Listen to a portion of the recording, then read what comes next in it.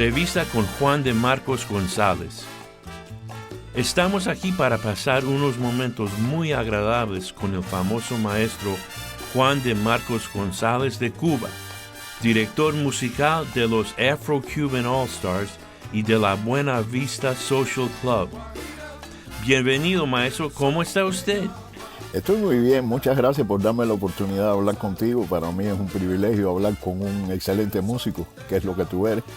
Y a mí me gusta mucho hablar entre músicos porque tenemos un lenguaje común y podemos entendernos perfectamente. ¡Qué bien! ¡Qué privilegio tan grande de tenerlo con nosotros! Estamos reunidos aquí para dar honor a otro maestro destacado, un amigo que tenemos en común, trombonista Antonio Leal Rodríguez. Primero, conversemos un poco acerca de usted. En su biografía relata que nació en un ambiente bastante musical. Su padre, Marcos González Mauriz, cantaba con el famoso tresero Arsenio Rodríguez. ¿Con qué clase de música fue influenciado en su casa mientras crecía? Bueno, yo nací en un barrio de músicos y tuve el privilegio desde muy pequeño, desde que era muy joven, de conocer a muchos de los grandes músicos cubanos, gente que hizo historia. Muchos de ellos eran vecinos míos y la mayoría de ellos, o todos ellos, eran amigos de mi papá e iban a unas fiestas que nosotros hacíamos los días 7 de septiembre en mi casa, dedicada a la Virgen de Regla, que como tú posiblemente sabes, es la patrona de Cuba. Entonces era un ambiente musical. Yo nací a 100 metros, menos de 100 metros, digamos como unos 80 metros, de un lugar histórico de La Habana, que quedaba en la esquina de Zanja y Oquendo, que se llamó el Solar El África. El Solar El África es famoso porque es el lugar donde vivió Chano Pozo por una parte de su vida, Eliseo Silveira, los grandes rumberos tradicionales cubanos como Tío Tom y muchos de los grandes músicos cubanos. Entre la gente que me influyó y que yo conocí desde muy pequeño están, por ejemplo, Compay Segundo, que es un gran músico tradicional cubano que tú seguramente conoces, Antonio Arcaño, que fue el creador del mambo de nuevo ritmo, el danzón de nuevo ritmo, que dio origen al mambo posteriormente. También conocí a Joaquín Ejiguero, uno de los grandes flautistas cubanos, Domingo Corbacho, que fue el lead trumpet para la banda de Arsenio Rodríguez, ya con el conjunto de Arsenio Rodríguez, y muchos otros músicos cubanos, muchos músicos. Yo fui muy influenciado por ellos. Yo solía ir todos los fines de semana al Solar El África, del cual te hablé previamente. Y en ese solar se daban una rumba de cajón tremenda. Y mi mamá no quería que yo fuera porque era un lugar bien marginal. Tú sabes, era un solar, nosotros le decimos solar a una casa de vecindad que tiene un baño colectivo. Y la gente vive en cuartos independientes, pero los cuartos no tienen baño. Y entonces yo iba a ese lugar que era un lugar bien marginal, aunque mi mamá no quería. Entonces fui influenciado por la música tradicional cubana, por supuesto, pero durante una parte de mi vida, sobre todo cuando era muy joven, a mí me gustaba mucho el rock and roll. Y comencé mi vida musical tocando rock and roll con las bandas de rock que nosotros teníamos en La Habana, con las cuales tocábamos covers de piezas clásicas del gran rock and roll de los años 70, cuando era yo un chamaco. Y tocábamos también piezas nuestras que nosotros componíamos y escribíamos en inglés, porque en el concepto de nosotros, la gente de mi generación, el rock and roll debe ser cantado en inglés. No me gusta, por ejemplo, el rock and roll cantado en español. No lo encuentro bonito. Me gusta mucho más el rock and roll cantado en inglés. Y entonces, bueno, todas esas fueron las influencias que yo tuve. Mucha música tradicional y mucho rock and roll. Había un par de emisoras en La Habana que llegaban a La Habana y que venían de los Estados Unidos. Una de ellas se llamaba WQAM. Estoy hablando de la época en que no existía FM, era todo AM. Y esa WQAM venía de Los Cayos, de Key West, en la Florida. Y había otra emisora que tocaba rock and roll sinfónico, underground, lo que se llamaba en aquella época underground music, y venía desde Little Rock, Arkansas, que si bien recuerdo es el pueblo de Bill Clinton. Y entonces nosotros escuchábamos a las 12 de la noche un programa que se llamaba Baker Street, donde tocaban las versiones sinfónicas de los temas comerciales de las grandes bandas de rock. Te estoy hablando de Purple, de King Crimson, Yes, Jethro Tull, Rolling Stones, Santana. Y entonces en ese ambiente yo crecí. Mi padre, por supuesto, me influyó mucho, aunque él nunca quiso que yo me dedicara a la música, porque mi viejo cantó con varias de las orquestas de puntería en La Habana. Estoy hablando de orquestas como la Orquesta Ideal, con el primer septeto de Arsenio Rodríguez, que se llamó el Septeto Boston, pero para él dedicarme a la música era perder el tiempo, porque para él ser músico no era tener una carrera, y él quería que yo fuera a la universidad y que estudiara algo que desde el punto de vista de su criterio fuera una verdadera profesión. Yo le di ese gusto y en la universidad, fui a la universidad y le di mi carrera y le di un doctorado en ciencias. Así, de esa forma yo me crié y de esa forma me desarrollé como músico. Por supuesto que estudié mucha música con maestros privados y en el conservatorio. ¿Qué estilo de música ha sido su preferida? A mí me gustan todos los estilos de música. A mí me gusta toda la música. Yo soy una gente bastante sui generis. Me gusta mucho el jazz. Me gusta mucho la música sinfónica. La música sinfónica de los periodos barroco, clásico y romántico. Pero la que más me gusta es la del periodo clásico. Aunque también me gusta la música sinfónica contemporánea. Digamos, gente como Schoenberg, como Glinka, Stravinsky. Y también me gusta el rock and roll, por supuesto, me sigue gustando el rock and roll de mi época. No me gusta mucho el rock, ni me gusta mucho el pop de esta época. Posiblemente porque ya me estoy poniendo viejo y entonces uno tiene esa reminiscencia, esa forma de pensar que puede sonar un poco antigua para la gente que es más joven. Pero mi música favorita realmente es la música tradicional cubana. Es la música con la que yo he crecido, he tenido mucho éxito tocando música tradicional cubana. Y me gusta mucho. La música cubana tiene características únicas. Yo creo que es la música popular que, viniendo del tercer mundo, o de lo que llaman el tercer mundo, ha influenciado más en el mundo en términos generales. La música cubana tradicional ha influenciado el rock and roll, ese gran rock and roll del que yo te hablé. No sé si tú escuchas la forma en que se hacen los breaks en las bandas de rock sinfónico de la época de los 70, e incluso en las bandas contemporáneas. La forma en que se hacen los breaks tiene una influencia de la música cubana. Mucha gente ha grabado boleros, no sé, yo recuerdo que y he escuchado mucho la música de los Beatles de cuando yo era pequeño. Y Do You Want to Know a Secret? Eso es un bolero. And I Love Her es un bolero también.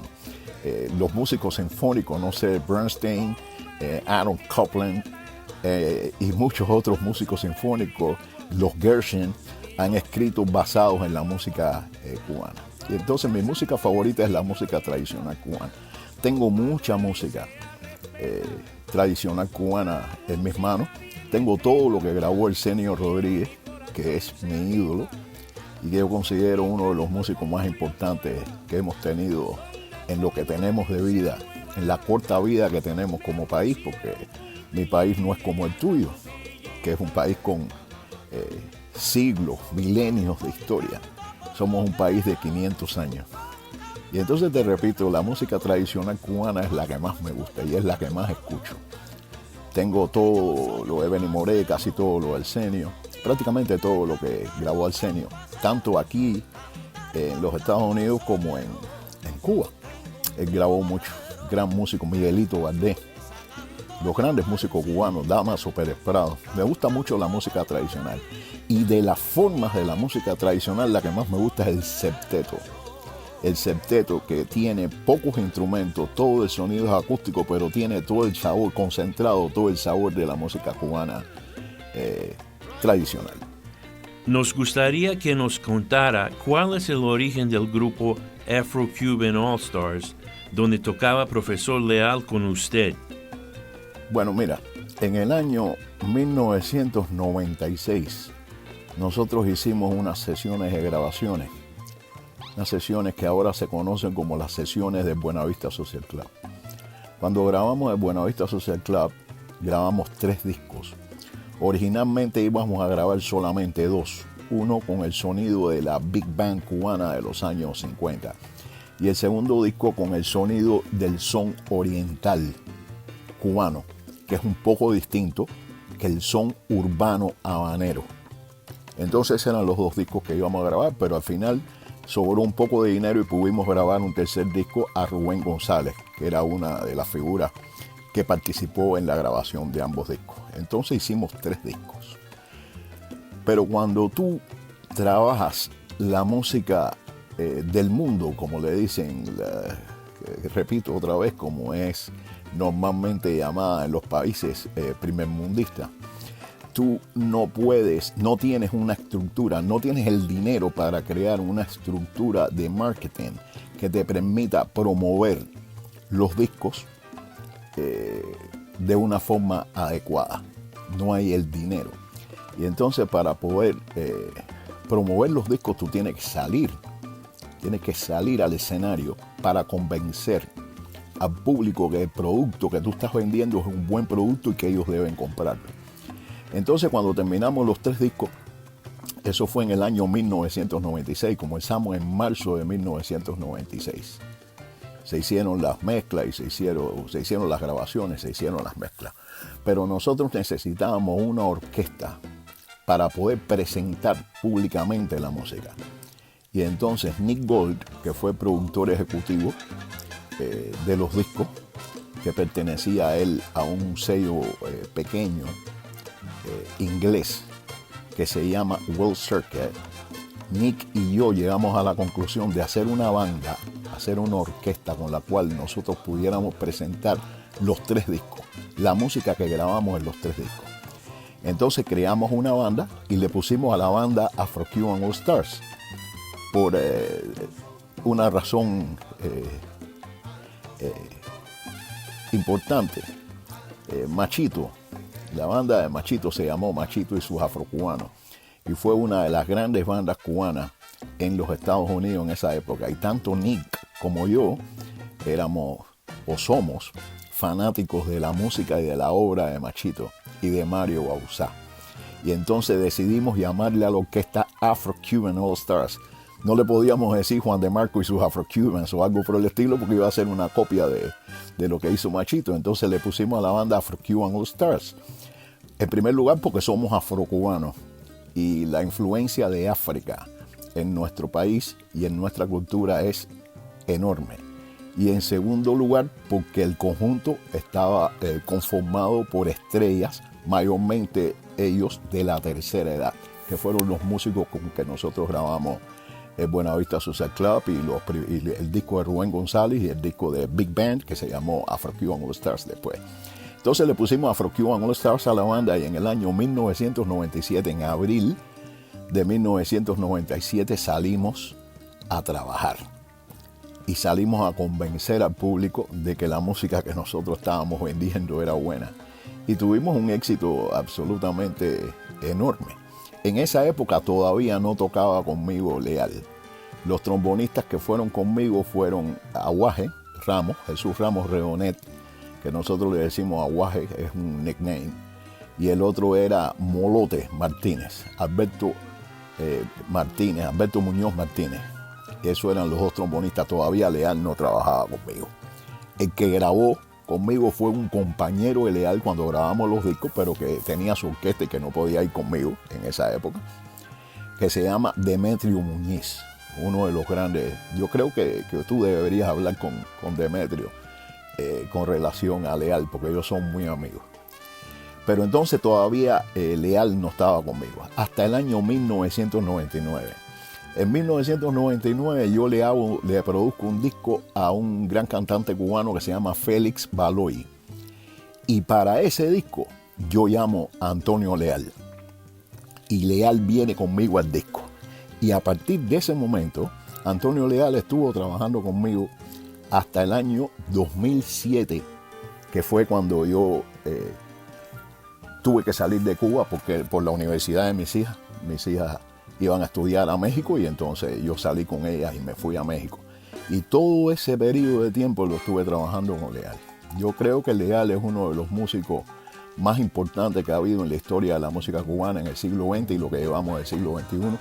Un gran trombonista, pero además de ser un gran trombonista con mucha afinación, con mucho sentimiento, con una elevada capacidad de interpretación, es muy buena persona. Leal es un tipo comiquísimo, pero comiquísimo. Y yo disfruté mucho trabajando con él, no solo por su elevada calidad como músico, sino también por su carácter tan afable y por su forma tan simple, tan sencilla.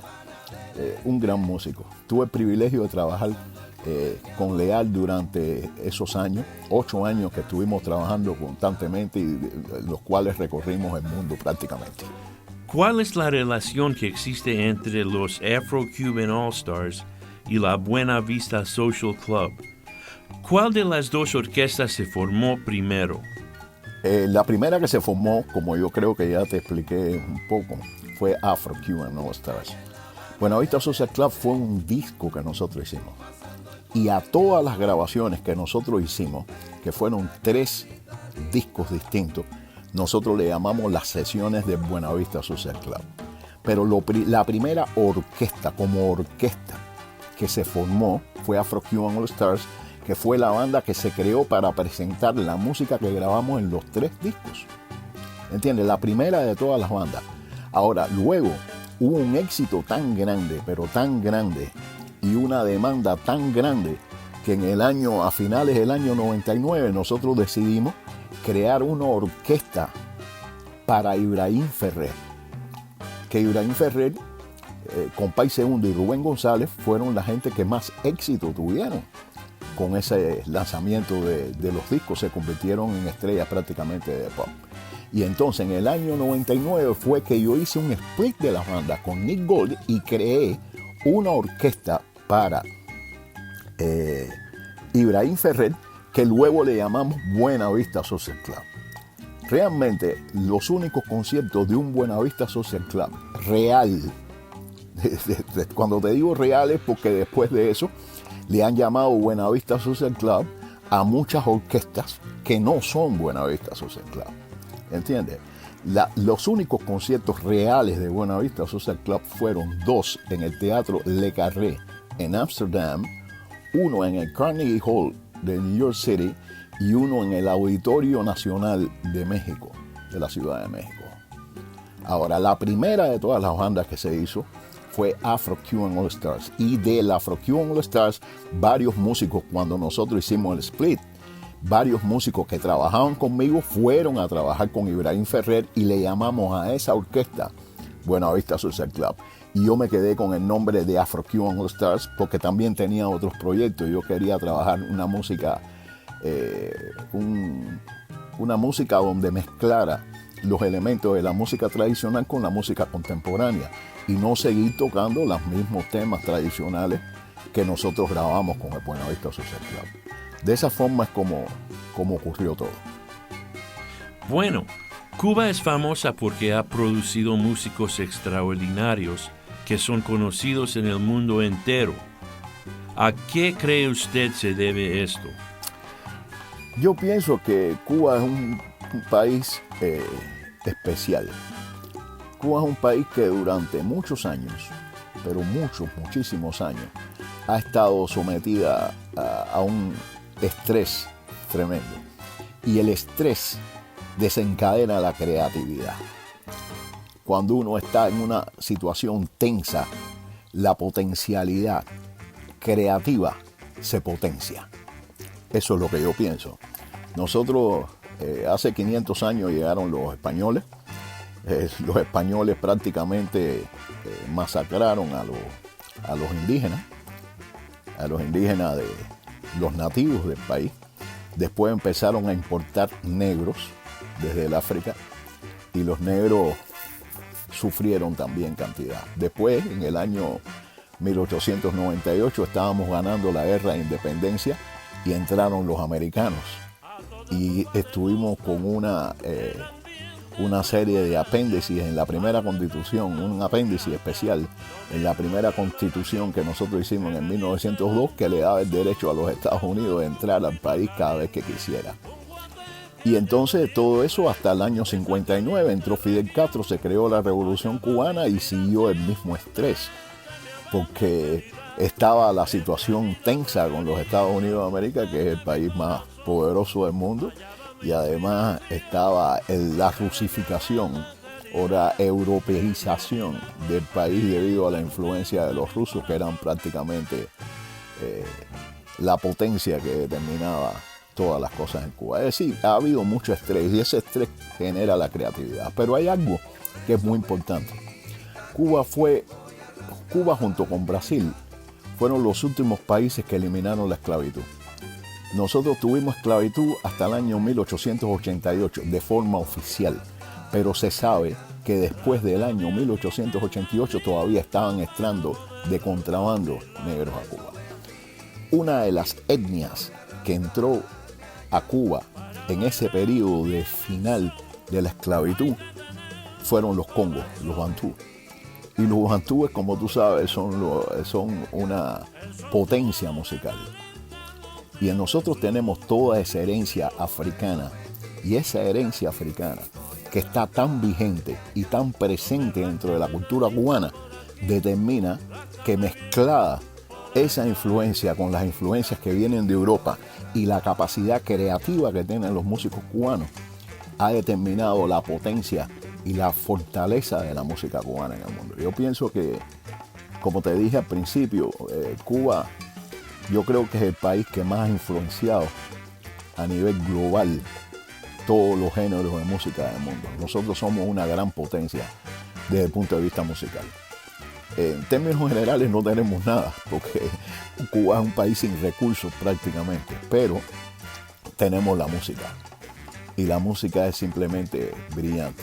Yo creo que se debe a esas dos razones. El hecho de haber estado en estrés durante tanto tiempo, lo cual potencia la creatividad, y el hecho de que fue uno de los últimos países donde se eliminó la esclavitud. Y entonces la herencia de África está muy cercana. Nosotros estamos muy cercanos a nuestros ancestros. Y en Cuba no importa el color de la piel que tú tengas, porque tú sabes que los colores de la piel se van diluyendo. Cuba no es como los Estados Unidos, donde está el one drop tabú, o como querramos llamarlo. En Cuba la herencia africana está muy cerca, muy cerca, muy cerca. Y esa cercanía de la africanidad y el sincretismo de esos elementos africanos con los elementos europeos y la creatividad del cubano es lo que ha determinado el poder y la excepcionalidad de la música cubana. Bueno, maestro, nos encantaría hablar mucho más con usted, pero desafortunadamente el tiempo es muy corto. Ahora pasemos a hablar del profesor Antonio Leal Rodríguez. ¿Cómo se conocieron? Yo conocí a Leal a través de Demetrio Muñiz, que es la persona que yo te recomendé que hablaras con él. Demetrio vive en Madrid ahora en estos momentos. Demetrio, muy buen amigo mío, y a través de Demetrio yo conocí personalmente a Leal y lo contraté para hacer el disco de Félix Baloy, y a partir de ese momento él continuó trabajando conmigo. Sin embargo, previamente yo conocí a Leal, aunque no de forma personal, porque yo iba mucho a los conciertos de la Orquesta Cubana de Música Moderna y a los conciertos de una banda que se hizo en los años 80, creo que fue a principios de los 80, finales de los 70, donde la mayoría de los músicos eran precisamente de la Orquesta Cubana de Música Moderna. Esa orquesta se llamó Los de Siempre. Y entonces yo no conocía a Leal personalmente, pero tuve el privilegio de conocerlo a través de Demetrio. Y desde ese momento que lo conocí, nosotros tuvimos mucha afinidad. Y entonces, luego de contratarlo para ese disco, lo contraté para todo lo demás que hizo conmigo hasta el año 2007 que estuvimos trabajando. Recorrimos el mundo, prácticamente el mundo. Un gran músico, Antonio Leal. Tiene mucha razón, maestro. Ahora dígame, ¿por cuánto tiempo el profesor Leal fue un integrante de la orquesta Afro-Cuban All Stars? Desde 1999 hasta el 2007, porque en el 2007 yo me fui a México para acompañar a mis hijas que iban a empezar a estudiar en la universidad en México, y entonces ya no regresé a Cuba nunca más. Después las hijas mías vinieron para Estados Unidos y yo vine con ellas. Pero estuvimos desde el año 1999 hasta el año 2007 trabajando intensamente, porque nosotros hacíamos las giras de nosotros a veces eran de 2 meses o 3 meses, y a veces hacíamos 2, 3, 4 giras en el año. Trabajamos intensamente. Hay temas incluso donde yo he escrito partes, temas míos donde yo he escrito partes pensando en Antonio Leal. Hay un tema mío que se llama Elegía a Rubén González. Ladies and gentlemen, Mr. Sapolio.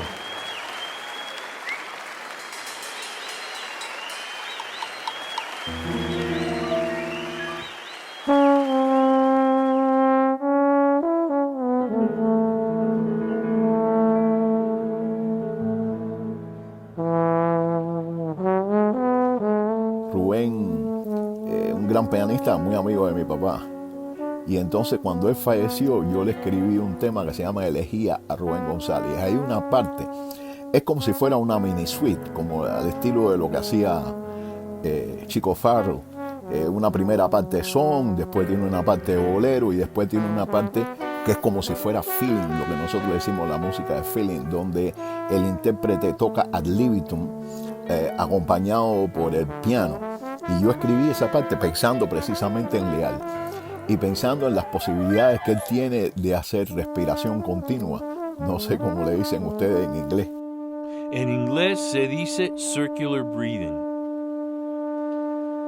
La respiración continua puede pegar una nota y estar, no sé, un tiempo bastante largo. Y yo escribí eso pensando en Leal porque yo sabía la capacidad de Leal para poder hacer eso. Y trabajamos mucho durante muchos años y un privilegio realmente haber trabajado con él. Es una gran persona, yo creo que te lo decía antes. Al margen de que es un gran músico, es tremendamente cómico, tremendamente responsable. Es un músico con mucha responsabilidad y es una gran persona. Él y Natacha, los dos. Los quiero mucho a ambos. ¡Qué bueno!